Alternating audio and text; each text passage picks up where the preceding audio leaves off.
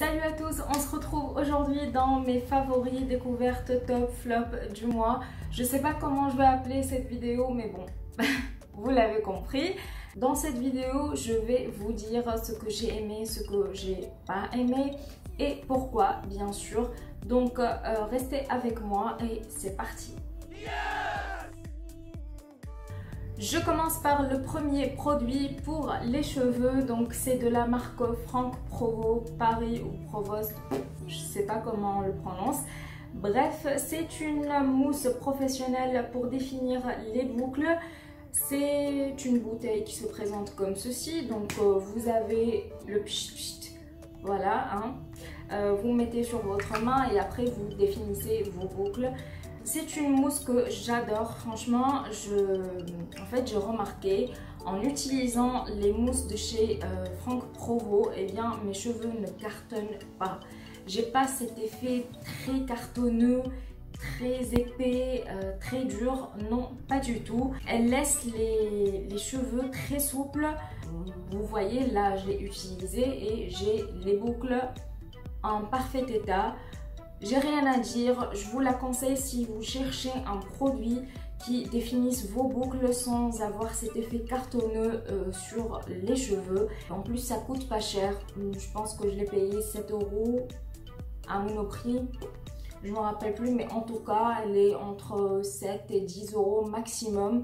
En plus, c'est pas la première fois que je teste une mousse de chez Franck Provost et j'ai jamais été déçue. Donc, je vous recommande ce produit. Ensuite, si vous me suivez sur Instagram, vous savez que j'ai adoré cette poudre. C'est la poudre It's Banana Setting Powder de chez Too Faced en teinte Banana Cream. C'est une poudre fixante. Voilà, vous avez des motifs de banane dedans.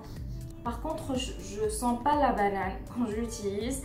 Ce qui nous intéresse, c'est la qualité du produit et je peux vous dire que c'était un réel coup de cœur cette poudre. Alors, ce n'est pas une poudre qui va vous matifier le teint. En fait, c'est une poudre qui va lisser votre grain de peau. C'est une poudre qui va vous donner un effet de peau de bébé. Franchement, quand je l'ai utilisée et pas mal de fois, j'ai remarqué que quand je touchais ma peau, j'avais comme un voile qui était mis sur mon visage pour avoir cet effet de peau de bébé.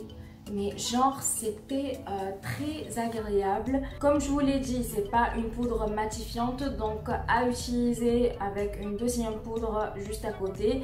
Mais si vous ne voulez pas utiliser une base lissante qui a de... comment on appelle ça?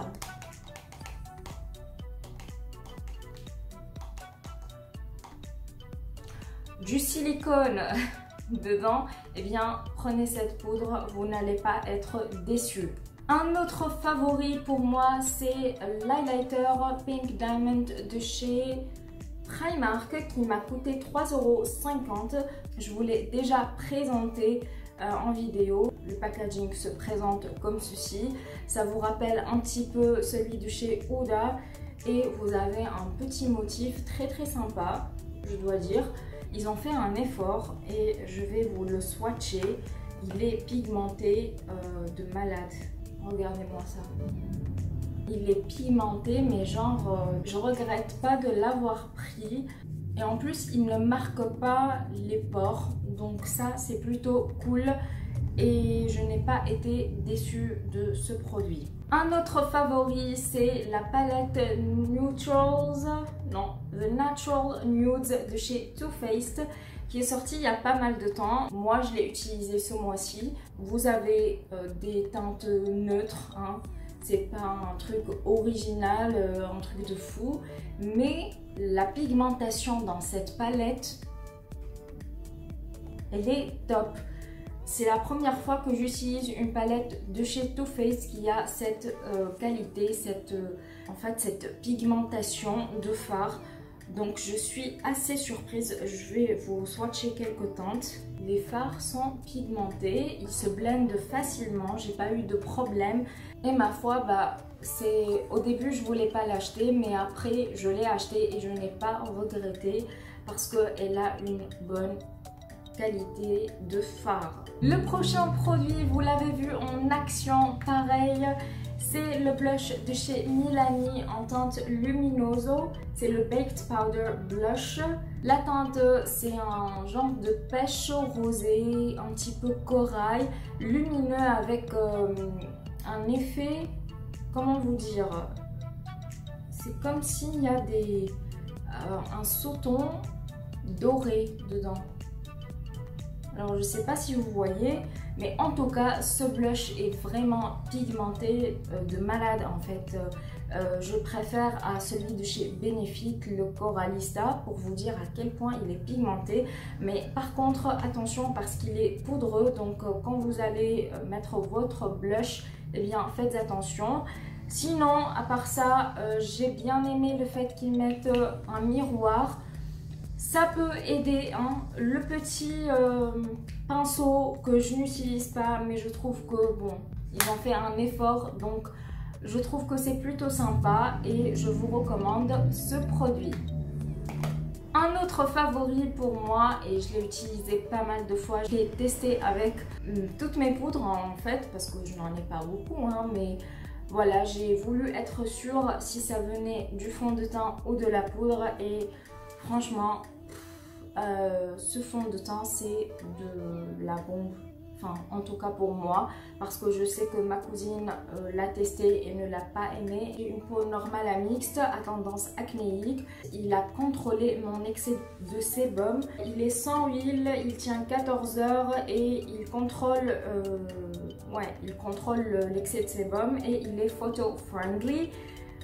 Il y a 48 ml dans ce fond de teint et franchement il est imperceptible sur la peau, on ne le sent pas et il a une couvrance légère à moyenne. Il est modulable, donc si vous voulez mettre plusieurs couches, eh bien vous pouvez, ça ne va pas être tout dégueulasse et tout. Pour moi c'est un bon fond de teint que je ne regrette pas d'avoir acheté.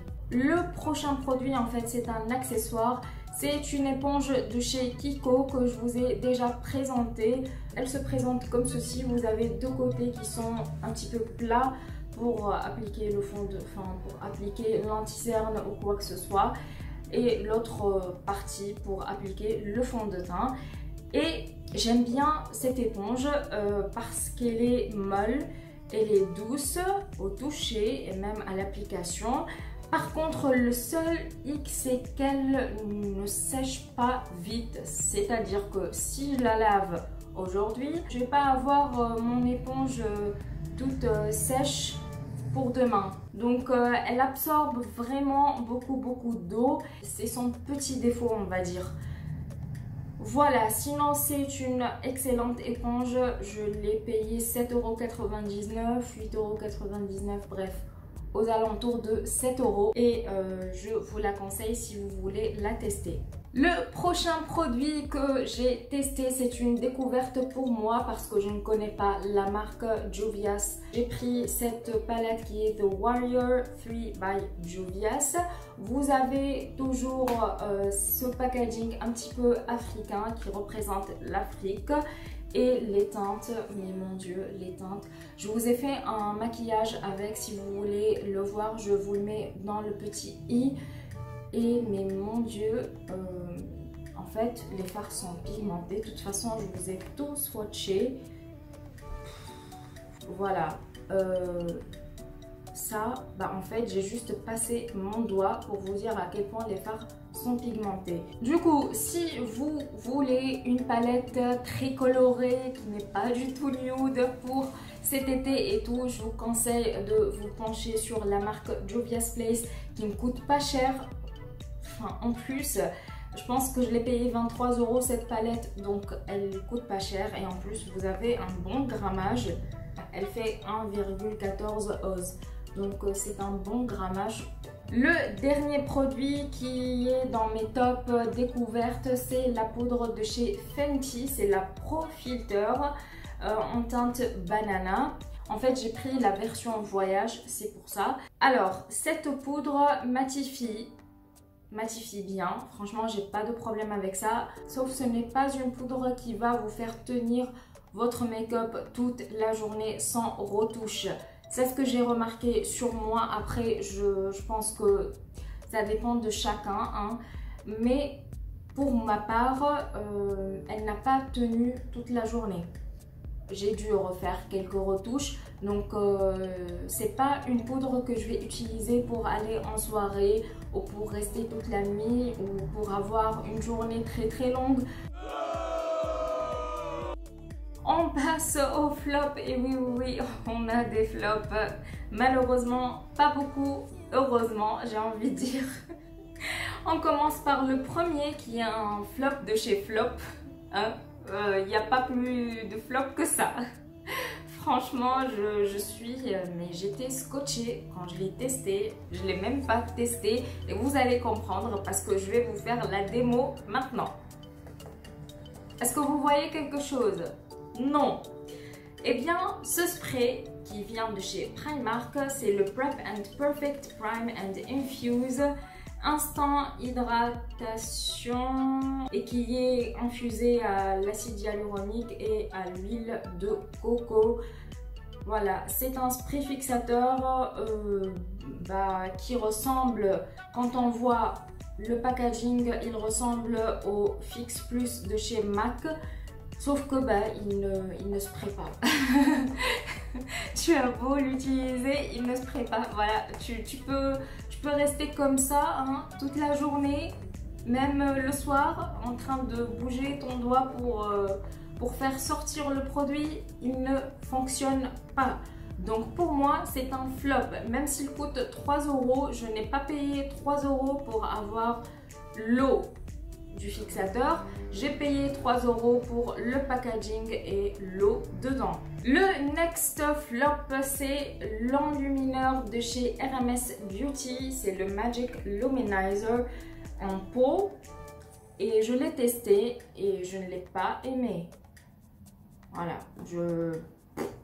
ça passe pas. Bon, là, vous voyez, il est pigmenté. Je l'ai essayé avec mon éponge, je l'ai essayé au doigt. Il se blende difficilement. Il marque les pores. C'est pas oufissime. J'ai pas envie de rester 10 minutes en train d'estomper l'enlumineur pour avoir un effet lumineux bien... Comment vous dire? Bien estompé. Pour moi, c'est un flop. Pour le prix, je peux vous dire que c'est pas la joie. C'est pas la joie. Un autre produit que j'ai pas aimé et que mes cheveux n'ont pas supporté, c'est le shampoing de chez Energy Fruits, Almond Oil et l'huile de macadamia bio, nourrit et hydrate 95% d'ingrédients d'origine naturelle. Je vois pas où est l'hydratation dans tout ça. Honnêtement, quand je l'utilise, et Dieu sait combien j'ai utilisé pas mal de fois, hein, j'ai jamais remarqué mes cheveux hydratés. Mais jamais. Mes cheveux étaient tout le temps secs, tout le temps un petit peu... Vous entendez le bruit des cheveux quand ils craquent, hein? J'aime pas. Franchement, il m'a asséché les cheveux, donc je ne vais pas le racheter. C'est un flop pour moi. Autant j'ai adoré l'autre, celui qui était pour les blondes, autant celui-ci, non, c'est niette pour moi. Un autre flop que tout le monde adore.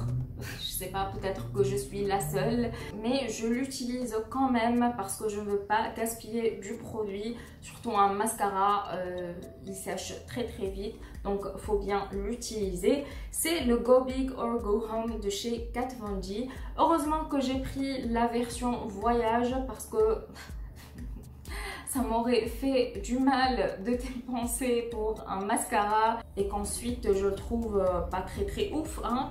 Je vous présente la brosse, je pense que vous la connaissez, elle est assez grosse quand même. Ce mascara, je ne l'ai pas trouvé sensationnel. J'ai pas trouvé sensationnel, mais pas du tout. J'ai pas eu de volume, pas eu de longueur.